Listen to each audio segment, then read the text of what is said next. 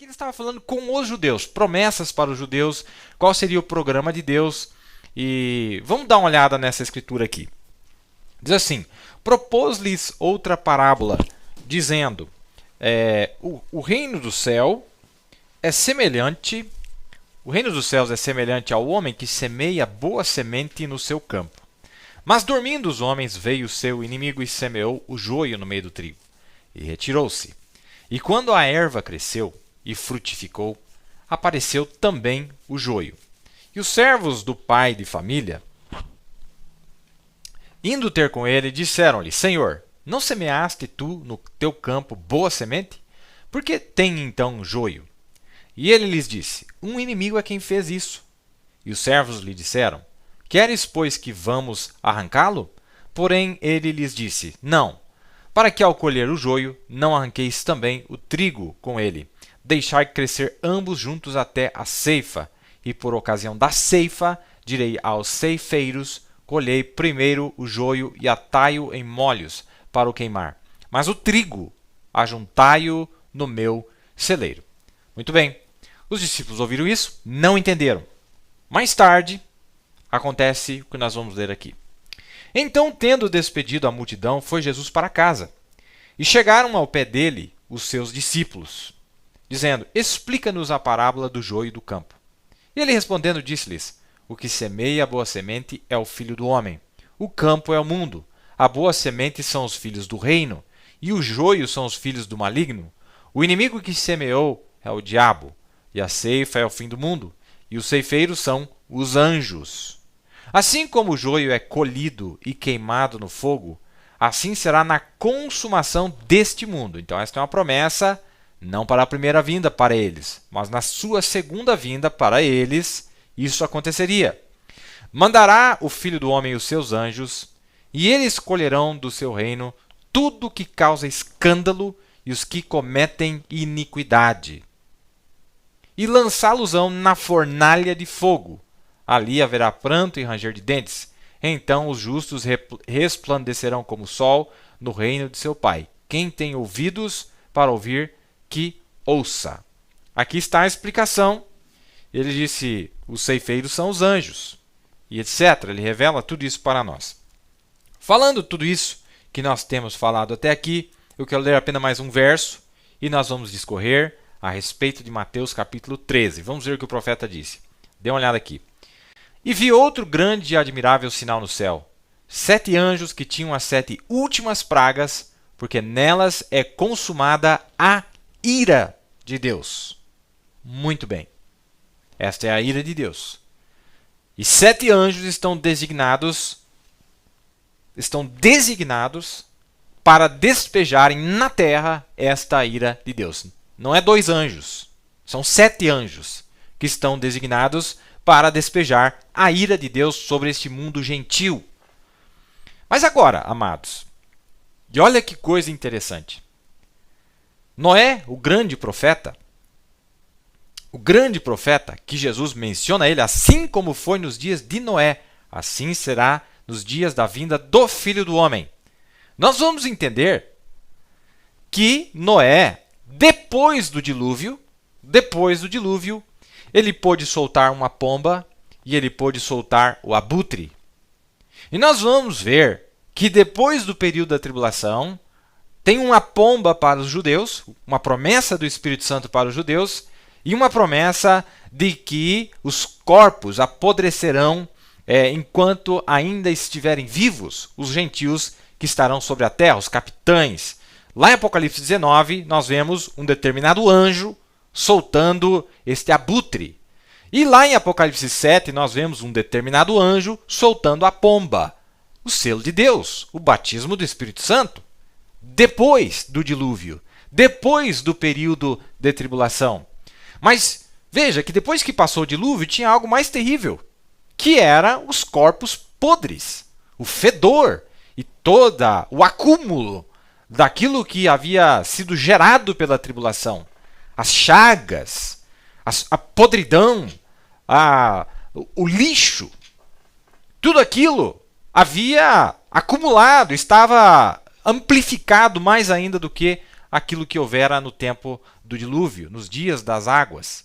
E agora nós vemos um anjo soltando o abutre, lá em Apocalipse 19, e o mesmo anjo, ou um anjo, Apocalipse 7, soltando uma pomba, o Espírito Santo. Já discorremos sobre isso aqui. Então nós vamos ver, meus amados, que aqui em Apocalipse 15, esse Apocalipse 15 e 16 tem se tornado muito especial para mim. E não há dúvidas, meus amados, segundo os escritos sagrados do profeta, segundo as sagradas escrituras, a noiva, os 7 anjos que estão na glória, com os 7 grupos, não podem retornar para a terra enquanto não se cumprir a última metade da semana de Daniel, que são os 3 anos e meio. Após isso, eles retornam. Então, a Bíblia já está nos dando tempo. Quando será o retorno da noiva e de seus líderes? Lembra que falamos aqui dos chefes, não é? Os anjos principais, os anjos responsáveis pelo seu grupo. E estes anjos, agora, de uma maneira muito dramática, de uma maneira muito impactante, eles aparecem aqui em Apocalipse 15 e diz que estes 7 anjos têm pragas. Os mesmos anjos que tiveram o batismo do Espírito Santo, a palavra, o evangelho de salvação nas eras, no tempo da colheita, quando as 2 vinhas produziram os seus frutos, eles têm a colheita da sua semeadura e eles também executam a obra de limpeza da eira, que é o queimar aquilo que não foi semeado por eles. Vocês entendem? Aquilo que não foi semeado por eles tem que ser extirpado, tem que ser limpado na eira, no lagar de Deus. Lembram daquelas? Nós já discorremos aqui muito sobre isso. Muito bem. Então, esse verso aqui e vi outro grande e admirável sinal no céu. 7 anjos que tinham as 7 últimas pragas, porque nelas é consumada a ira de Deus. Então, quer dizer, como é que a ira de Deus vai se cumprir? A Bíblia está dizendo. Não, mas eu pensei que Jesus aqui no corpo literal ia descer aqui com a AK-47 na mão, com a M16, com um lançador de granada, um lança-chamas, uma napalm com um avião e ele ia queimar tudo. Não, Deus tem um programa. A Bíblia diz lá em Mateus 13 que ele enviará os seus anjos, os ceifeiros, para queimar aquilo que não presta de seu reino. Nós não acabamos de ler lá? Vamos dar mais uma conferida para nós ver se realmente Jesus prometeu isso. Se realmente é isso que Jesus está prometendo. Olha o que ele diz aqui em Mateus, na explicação da parábola. Mandará o Filho do Homem os seus anjos, e eles escolherão do seu reino tudo o que causa escândalo e os que cometem iniquidade, e lançá-los-ão na fornalha de fogo. Quem é que vai lançar? Os seus anjos. E nesse tempo, os justos resplandecerão como o sol no reino de seu Pai. Quem tem ouvidos para ouvir, que ouça. Jesus está dando esta promessa. Bom, não tome apenas uma testemunha, apesar de ser a maior testemunha, Jesus nosso Cristo, mas veja que o profeta diz na mensagem a semente da discrepância. Aqui foi Jesus dando a interpretação da parábola, que eu acabei de ler para vocês. Ele próprio. Portanto, nós sabemos o que a interpretação significa. E agora, ao nos aproximarmos disto, desta semeadura, da semente da colheita, agora ele interpreta isto. E então eu creio que Jesus estava falando desta parábola em seu dia, mas o significado dela é para ser no fim do mundo, ou no final da era, o qual é este dia. E eu creio que este pequeno texto, nesta noite, é muito apropriado para a hora em que estamos vivendo, porque Jesus distintamente disse aqui que a atadura seria o fim do mundo. É aí que seria o fim, no ajuntamento do trigo e também no ajuntamento do joio e queimar eles. Veja, então tem 3 coisas aqui acontecendo. Tem uma semeadura, tem um ajuntamento e tem uma queima. Nós estamos nos dias da atadura, onde a mensagem dos 7 anjos acumulada nas mãos de um mensageiro está atando-nos, ajuntando a noiva, e também a sua mensagem está provocando com que as denominações se ajuntem. Mas eu não estou falando disso. Não estou falando de semeadura, não estou falando de ajuntamento. Eu estou falando da queima. Quando é que a queima vai acontecer? Isso é o que me interessa. Quando é que esses anjos vão incinerar estes abrolhos, estes espinhos, esses cardos, estes,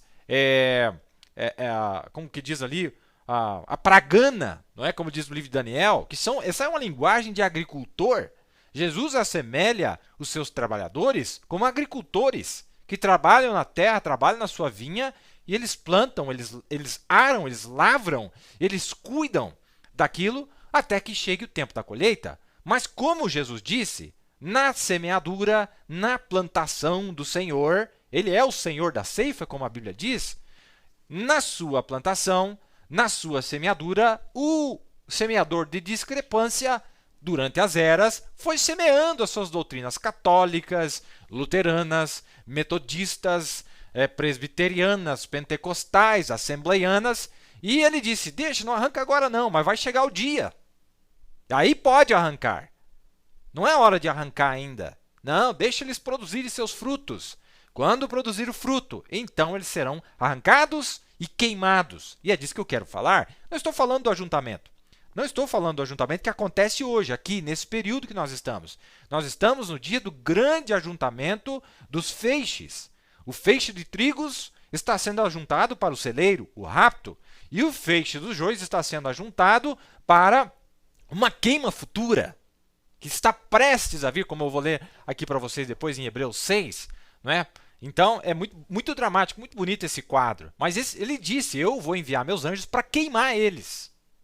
Meu Deus, mas quem serão esses anjos? Quem seriam esses anjos? E nós vamos ver, como eu disse para vocês, é uma linguagem de agricultura, né? Está falando do campo, semear, não é? Plantar, colher, regar, lavrar. Todo esse tipo de linguagem é vista através de toda a Bíblia. E Jesus estava usando essa linguagem. Então ele já disse para nós, olha, o significado dela é para ser no fim do mundo.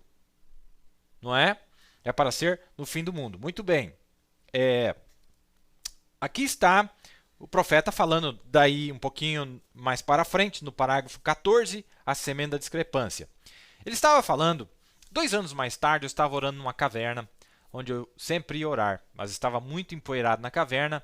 E numa tarde eu saí e coloquei minha Bíblia em cima de um toco e o vento assoprou ela aberta em Hebreus, no capítulo 6, o qual dizia que nos últimos dias, como que se nós recaíssemos da verdade e nos renovássemos para arrependimento, de que não havia mais sacrifício pelo pecado. E como que se nós renovássemos novamente, não havia mais sacrifícios pelo pecado e como que os espinhos e abrolhos estavam prestes a serem rejeitados, cujo fim é ser queimado. Mas a chuva cai sobre a terra, frequentemente para regá-la, para lavrá-la, mas os espinhos e os abrolhos seriam rejeitados, mas o trigo ajuntado. Eu pensei, bem, foi apenas o vento que assoprou e abriu.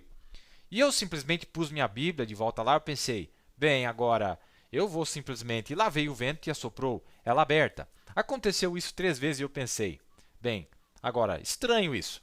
E então, assim que eu me levantei, eu pensei, Senhor, por que abristes esta Bíblia para eu ler? E aí, quando eu cheguei nessa parte onde diz espinhos e abrolhos prestes a serem rejeitados, cujo fim é ser queimado, eu pensei, por que me abririas esta parte para eu ver? Enquanto eu estava olhando à distância, aí ele diz, agora, essas visões reais vêm sem engatar nenhuma marcha. Quer dizer, não é ele que causava, é Deus que dava. É simplesmente Deus que dá isso, está vendo? E eu olhei e vi a terra girando na minha frente, e eu vi ela toda arada. Tinha um homem vestido de branco que foi-se ao redor semeando trigo, e depois que ele se foi, na curvatura da terra, surgiu um homem de aparência horrível. Ele estava vestido de preto, e ele estava jogando sementes por toda a terra. As 2 sementes surgiram juntas, e quando fizeram, as 2 estavam com sede, porque a chuva era necessária. E as 2 pareciam que estavam orando com a cabecinha inclinada. Senhor, envia a chuva, envia a chuva. E as grandes nuvens vieram e a chuva caiu sobre as 2. E quando isso aconteceu, o pequeno trigo pulou e começou a dizer, louvado seja o Senhor, louvado seja o Senhor. E a pequena erva pulou junto ao lado e disse, louvado seja o Senhor, louvado seja o Senhor. Então a visão foi interpretada. A chuva cai sobre o justo e o injusto. O mesmo Espírito cai numa reunião e todos regozijam-se nela, hipócritas, cristãos e todos juntos, exatamente certo. Mas o que é isto? Pelos seus frutos os conhecereis. Volta aqui um pouquinho para mim agora. Olha só. Claro, nas eras, Deus falou, não vou arrancar. Deixa, eles estão fazendo mal, eles estão perseguindo os cristãos, estão matando os cristãos, não vou arrancar. Tem que crescer até dar fruto. Quando dá fruto, aí sim pode ser arrancado, aí sim pode ser queimado. E é deste dia que eu quero falar nesta noite. Não do dia em que a água está caindo, não do dia que ela ainda não chegou a produzir frutos, mas queremos falar do dia onde será dada uma ordem: arranquem do meu reino. Porque está misturado, está no meio. Arranquem todos aqueles que causam escândalos e iniquidades no reino. Quando o reino já está estabelecido, então, não é? Quando o reino está se estabelecendo, arranquem. E nós sabemos que tempo é este. É no futuro, logo em breve. E ele disse, então, vocês enxergam isso? Agora, aveias selvagens ou trigo selvagem, às vezes personificam um grão doméstico, tão parecido que enganaria o próprio eleito. Penso que estamos vivendo numa era oportuna, onde estas coisas deveriam ser pregadas e faladas. Notem no verso 41. De Mateus 13. Os dois muito parecidos, tão parecidos nos últimos dias que ele não poderia depender de uma determinada igreja para lhe separar, digamos, os metodistas, ou os batistas, ou os pentecostais, para lhe separar. Ele disse, ele enviará seus anjos para os separar. Um anjo está vindo para trazer a separação, a segregação entre o certo e o errado, e ninguém pode fazer isso a não ser o anjo do Senhor. Ele é quem vai dizer o que está certo e o que está errado. Deus disse que ele enviará seus anjos nos últimos tempos. Não anjos aqui para trás, mas anjos no último tempo, que ajuntariam. Sabemos que isto é a vinda da colheita agora. Agora, um anjo, na verdade, é interpretado como um mensageiro, e nós vemos que há 7 mensageiros das sete igrejas. E agora, não através das eras da igreja. Querendo dizer, olha, não estou falando de um tempo lá atrás, mas está falando de mensageiros que virão para executar esta obra. Notem que ele disse que quem eram os semeadores e também quem a semente era. O semeador era ele, o Filho de Deus, que saiu semeando semente, e o inimigo veio de trás dele, o qual era o diabo, e semeava semente de discrepância atrás da semeadura da semente verdadeira. Viu que interessante? Então ele está revelando para nós que anjo realmente são mensageiros. Quem são esses mensageiros? Não é? E lá no livro de Apocalipse mostra para nós, está mostrando para nós estes 7 anjos descendo com o fogo para a terra. E nós vamos falar um pouquinho sobre isso aí.